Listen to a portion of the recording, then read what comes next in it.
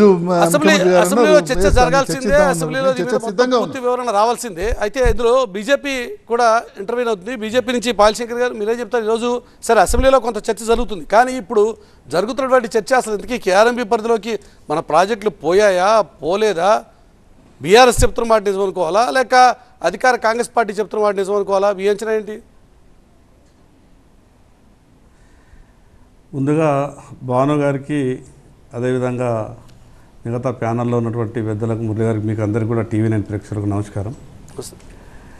ఈ కేఆర్ఎంబీ గురించి తర్వాత ఏమైందనేది మనం చర్చిద్దాం. కానీ ఈ టీఆర్ఎస్ అనే పార్టీ 9.5 సంవత్సరాలు రాష్ట్రంలో అధికారంలో ఉన్న తర్వాత 2004 నుండి 2014 వరకు ఆ రోజు ఒక ప్రభుత్వం నిర్మించినటువంటి తెలంగాణలో 32 ప్రాజెక్టులు 12,000 కోట్ల రూపాయలు ఖర్చు పెట్టి దాదాపు 70 నుంచి 80% పూర్తయినటువంటి ఏ ప్రాజెక్టును కూడా పరిగణలోకి తీసుకోకుండా, ఆ ప్రాజెక్టుల దిక్కు కూడా కనీసం చూడకుండా రిడిజైన్ పేరుతో దోచుకునే కార్యక్రమాన్ని ప్రారంభించినటువంటి ఆ రోజు టీఆర్ఎస్ పార్టీ, టీఆర్ఎస్ ప్రభుత్వము ఆ రోజు కేవలం 67,000 కోట్ల రూపాయలతో ఉన్నటువంటి అప్పుగా ఉన్నటువంటి మన రాష్ట్రం 2023లో 6,71,000 కోట్ల. పాలశంకర్ గారు, అది చాలా ఇంపార్టెంట్ సబ్జెక్టే కాదని, కానీ చర్చ కృష్ణా ప్రాజెక్టులకు సంబంధించినటువంటి వ్యవహారం. కృష్ణా ప్రాజెక్టులు ఏవైతే ఉన్నాయో ఉమ్మడి ఆంధ్రప్రదేశ్ మోడీ వచ్చినప్పుడు భారతదేశ్ అప్పేంత ఈరోజు చెప్పేంత లాక్ ప్రాజెక్ట్స్ ఉన్నాయో వాటి గురించినటువంటి ఇష్యూ అది. ఇప్పుడు ఎందుకే అసలు కేఆర్ఎంబీ పరిధిలోకి మన ప్రాజెక్టులు వెళ్ళాయా లేక మన నీటి వాటాల విషయంలో క్లారిటీ వచ్చిందా రాలేదా ఏంటంటారు మీరు?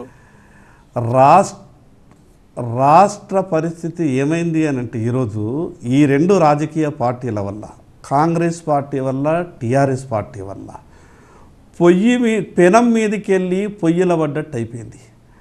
టీఆర్ఎస్ పార్టీ వ్యవహారాల గురించి కాంగ్రెస్ పార్టీ మాట్లాడి, అదేవిధంగా కాంగ్రెస్ పార్టీ వ్యవహారాల మీద టీఆర్ఎస్ పార్టీ మాట్లాడి చివరికి ఈ రాష్ట్ర ప్రజలని ఒక గందరగోళ వ్యవస్థలో నెట్టేసి రాజకీయాలు చేయాలనుకుంటున్నారు.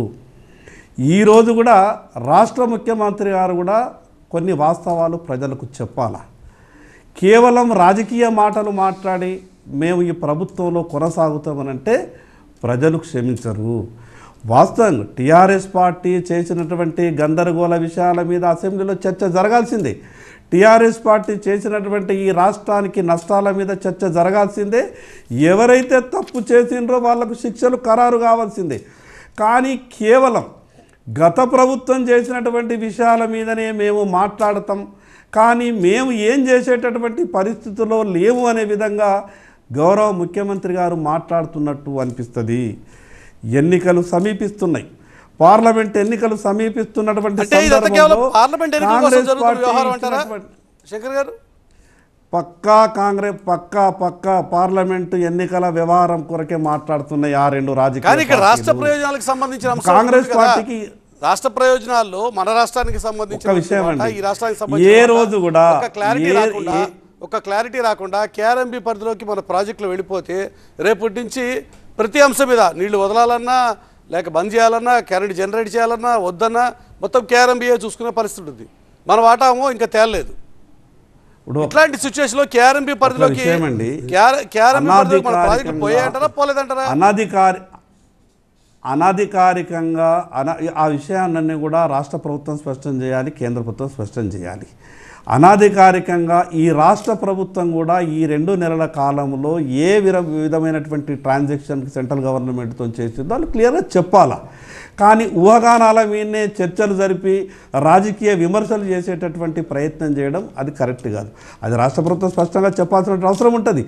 ఏదేమైనా కేంద్ర ప్రభుత్వం కూడా ఏ రోజు కూడా రాష్ట్ర ప్రయోజనాలకు ఇబ్బంది పెట్టే విధంగా, ఈ తెలంగాణ రాష్ట్రంకు నష్టం జరిగే విధంగా ఏ రోజు కూడా నరేంద్ర మోడీ గారి ప్రభుత్వం 2014లో వచ్చిన తర్వాత 2023 వరకు ఎక్కడ కూడా తెలంగాణ రాష్ట్రానికి అన్యాయం జరగలేదు. భవిష్యత్తులో కూడా తెలంగాణ రాష్ట్రానికి అన్యాయం జరగదు.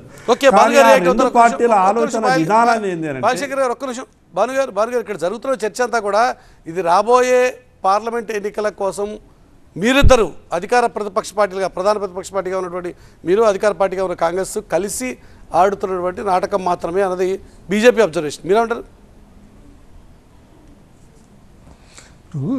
ఇక్కడ స్పష్టంగా మరి పాయల్ శంకర్ గారు మాట్లాడినటువంటిది నాకు కొంత వాయిస్లో బ్రేక్ అయింది. వారు చెప్పినటువంటి మాటలు నాకు స్పష్టంగా రాలేదు. కానీ ఇది ఎన్నికలకు సంబంధించినటువంటి అంశం కాదు. ఇది ముఖ్యంగా ఇది రెండు రాష్ట్రాల మధ్యలో ఒక పర్మనెంట్గా దీనిపైన ఒక నిర్ణయం తీసుకోవాల్సినటువంటి కేంద్ర ప్రభుత్వం ఇప్పుడు మీరు మోడీ గారి నేతృత్వంలో అధికారంలోకి కేంద్ర ప్రభుత్వం వచ్చి 10 సంవత్సరాలు అవుతుంది.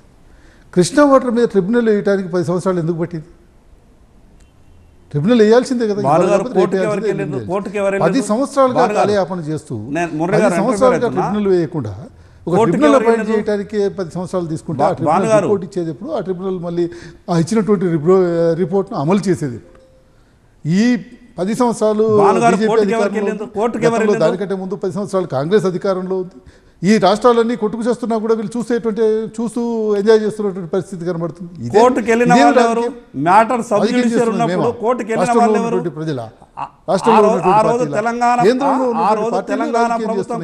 రెండు పార్టీలు కూడా ఈ దేశ ప్రజల్ని మభ్యపెడుతూ ఎప్పటికప్పుడు వాళ్ళు తీసుకోవాల్సినటువంటి నిర్ణయాలు తీసుకోకుండా ఆ నిర్ణయాలను పెండింగ్లో పెడుతూ కేవలం ఏదో కంటితూపు చర్యలతో చేస్తూ రాష్ట్రాల మధ్యలో ఈ పంచాయతీలు పెడుతూ కాలం గడుపుతూ పబ్బం గడుపుతూ పోతున్నటువంటి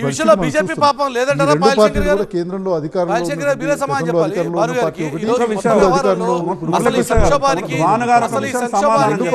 బాధ్యతారాహిత్యమే ఈరోజు బీజేపీ వైఖరి కూడా కారణం కాదు. భానుగారు ఒక విషయాన్ని నేను స్పష్టంగా చెప్పదలుచుకున్నా. ఆ రోజు కేంద్ర ప్రభుత్వం సమస్యని పరిష్కరించడానికి ట్రిబ్యునల్ వేయడానికి సిద్ధంగా ఉన్న కోర్టుకు వెళ్ళింది ఎవరు? ఆ రోజు కేంద్ర ప్రభుత్వం మరీ చెప్పింది, మీరు వచ్చి చర్చిస్తే సమస్య పరిష్కారం అవుతుంది, మేము ట్రిబ్యునల్ వేయడానికి సిద్ధంగా ఉన్నామని పదే చెప్పినా కూడా సమస్యను పక్కదారి పట్టించడానికి, కాలయాపన చేయించడానికి, మీరు చేసినటువంటి తప్పులు ఎక్కడ బయటపడతాయని వాళ్ళు చెప్పుకోలేనటువంటి పరిస్థితులలో కోర్టును ఆశ్రయించి ఆ రోజు ఈ రాష్ట్ర ప్రజలకు అన్యాయం చేసిండ్రు. కేంద్ర ప్రభుత్వం స్పష్టంగా చెప్పింది, ఆ సమస్యని పరిష్కారం చేసే బాధ్యత మాది, ట్రిబ్యునల్ మేము వేస్తామని చెప్పినా కూడా కోర్టుకు వెళ్ళింది ఎవరు? ఆ రోజు. ఈరోజు భానుగారు మాట్లాడుతున్నారు కదా, సమస్య 10 సంవత్సరాలు కూడా పరిష్కారం కాలేదని.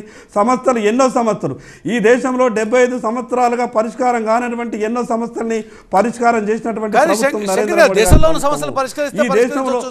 కానీ మన తెలుగు రాష్ట్రాలకు సంబంధించినంత వరకు, మన తెలంగాణ ఆంధ్రప్రదేశ్కి సంబంధించినంత వరకు ఎవరి వాటా ఎంత అనేక సందర్భాల్లో ప్రాజెక్టుల నిర్వహణ విషయంలో కానీ ఎక్కడ ఒక క్లారిటీ రావట్లేదు కదా.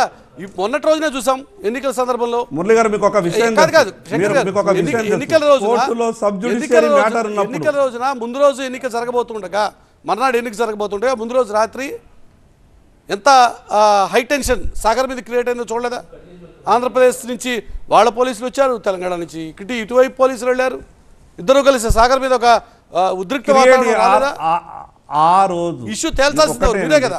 గతంలో ఉన్నటువంటి టీఆర్ఎస్ పార్టీ, మురళి గారు, గతంలో ఉన్నటువంటి టీఆర్ఎస్ పార్టీ ప్రభుత్వం ఎప్పుడు కూడా ఒక విషయాన్ని రాజకీయం చేసి సెంటిమెంట్తో పబ్బం గడుపుకోవాలనే ఉండే తప్పితే ఈ రాష్ట్రంకు రావాల్సినటువంటి వాటా గురించి కానీ, ఈ రాష్ట్ర ప్రజలకు జరగాల్సిన న్యాయం గురించి కానీ ఎప్పుడు కూడా మాట్లాడలేదు.